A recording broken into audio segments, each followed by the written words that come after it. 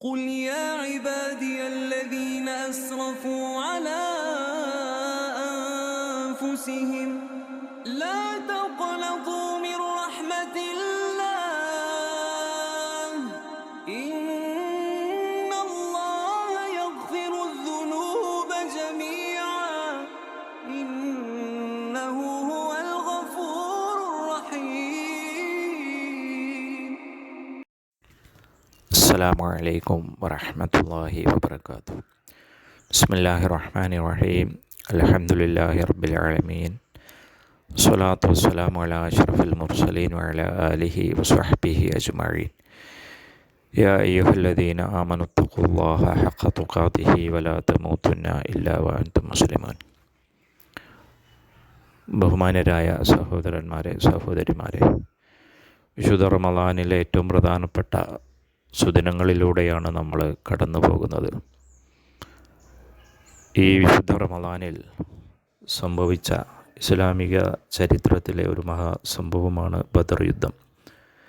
ഹിജറ 2-ാം വർഷത്തിൽ റമളാൻ 17-നാണ് ഈ യുദ്ധം അല്ലെങ്കിൽ ബദർ യുദ്ധം നടക്കുന്നത്. ഇസ്ലാമിക പ്രബോധന രംഗത്ത് പ്രവാചകനെയും അനുയായികളെയും മുശ്രിക്കുകൾ വല്ലാതെ പ്രയാസപ്പെടുത്തുകയും അവരുടെ കച്ചവട സമ്പത്തുകൾ ഈ പ്രബോധന തടസ്സങ്ങൾക്ക് വേണ്ടി അവർ ചിലവഴിക്കുകയും ചെയ്യുന്നുണ്ട് എന്ന് കണ്ടപ്പോൾ അവരുടെ കച്ചവട സംഘത്തെ പ്രതിരോധിക്കാനും പിന്തിരിപ്പിക്കാനും വേണ്ടിയുള്ള ഒരു എളിയ ശ്രമത്തിൻ്റെ തുടക്കമാണ് ബദർ യുദ്ധത്തിൽ കലാശിക്കുന്നത്. 313 പ്രവാചകരും 313 നിരായുധരായ സഹാബികളും മറുപക്ഷത്താണെങ്കിൽ ഏകദേശം 1000-ഓളം പേർ അണിനിരക്കുന്ന ഒരു യുദ്ധമാണ് ബദർ യുദ്ധം എന്നുള്ളത്. സ്വാഭാവികമായും എന്താണ് സംഭവിക്കുക എന്ന് നമുക്കറിയാം. കുറഞ്ഞ പക്ഷം തോൽക്കും എന്നുള്ളത് സാധാരണമാണ്. പക്ഷേ ഇവിടെയാണ് അല്ലാഹു സുബ്ഹാനഹു വ തആല അവൻ്റെ അത്ഭുതങ്ങൾ കാണിക്കുന്നത്. ഈ യുദ്ധത്തെ സംബന്ധിച്ച് വിശദീകരിക്കലല്ല, മറിച്ച് ഈ യുദ്ധത്തിൽ നമുക്ക് മനസ്സിലാക്കാനുള്ള, പഠിക്കാനുള്ള പാഠങ്ങൾ എന്തൊക്കെയാണ് എന്നുള്ളതാണ്. ഒന്ന്, ഈമാനിൻ്റെ വിജയമാണ്.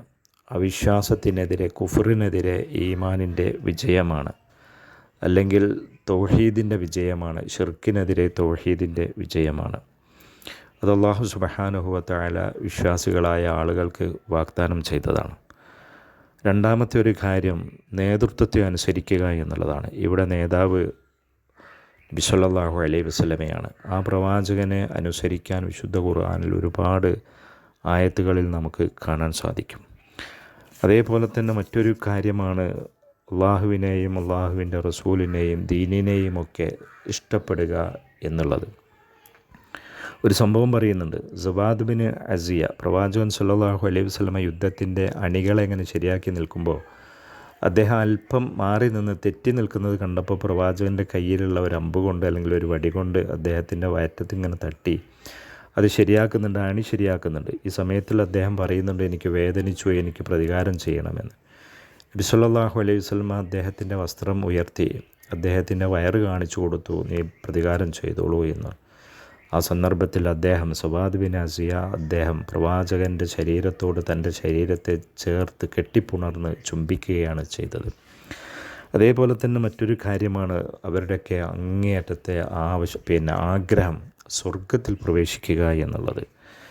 എന്ത് കൊടുത്തുകൊണ്ടും എന്ത് വില കൊടുത്തും ആ സ്വർഗം നേടിയെടുക്കാനുള്ള അവരുടെയൊക്കെ ഒരു താല്പര്യം.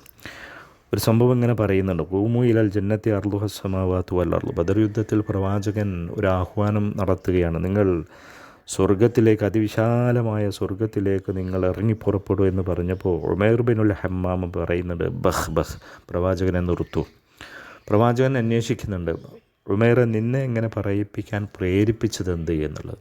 അപ്പോൾ അദ്ദേഹം പറയുന്നുണ്ട്, എനിക്ക് ആ സ്വർഗത്തിൻ്റെ ആളുകളിൽ പെടണം എന്നുള്ളത്. അപ്പോൾ പ്രവാചകൻ സല്ലല്ലാഹു അലൈഹി വസല്ലം പറയുന്നുണ്ട്, ഇന്നക മിൻ അഹ്ലിയ, തീർച്ചയായും നീ ആ സ്വർഗത്തിൻ്റെ അവകാശികളിൽ പെടുന്നവനാണ് എന്നുള്ളത്. അതേപോലെ തന്നെ മറ്റൊരു കാര്യം നമുക്ക് മനസ്സിലാക്കാനുള്ളത് അങ്ങേയറ്റത്തെ പ്രാർത്ഥനയാണ്.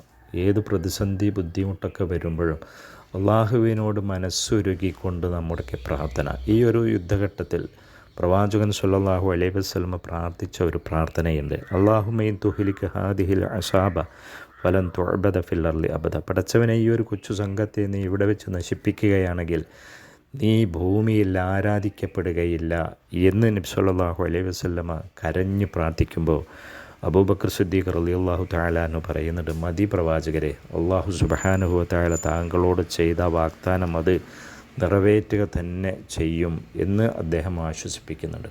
അപ്പോൾ ഇങ്ങനെയൊക്കെ ഒരുപാട് ഗുണപാഠങ്ങൾ നമുക്ക് കാണാൻ സാധിക്കും. ഈ വിശുദ്ധ റമളാനിലൂടെ നമ്മൾ കടന്നു പോകുമ്പോൾ നമ്മുടെ ജീവിതത്തിലേക്ക് ഇത്തരത്തിലുള്ള എല്ലാ സന്ദേശങ്ങളും ഉൾപ്പെടുത്തി നല്ല മനുഷ്യരായി ജീവിക്കാനുള്ള ഒരു തൗഫീക്ക് റബ്ബ് സുബ്ഹാനഹു വ തആല നമുക്ക് നൽകുമാറാവട്ടെ. ഈമാനോടുകൂടി ലാ ഇലാഹ ഇല്ലല്ലാഹ് എന്ന കലിമത്തു തൗഹീദ് ഉച്ചരിച്ചുകൊണ്ട് മരിക്കാനുള്ള തൗഫീക്ക് അവൻ നൽകുമാറാവട്ടെ. നമ്മിൽ നിന്ന് വന്നുപോയ പാപങ്ങളും തെറ്റുകളൊക്കെ അവൻ പുറത്തു മാപ്പാക്കി തരുമാറാവട്ടെ. റബ്ബനാ ആതിനാ ഫിദ്ദുനിയ ഹസന വഫിൽ ആഖിറതി ഹസനത വഖിനാ അദാബന്നാർ. സ്വല്ലല്ലാഹു അലാ നബിയിനാ മുഹമ്മദിൻ വഅലാ ആലിഹി വസഹ്ബിഹി വസല്ലം. അസ്സലാമു അലൈക്കും വറഹ്മത്തുള്ളാഹി വബറകാതുഹു.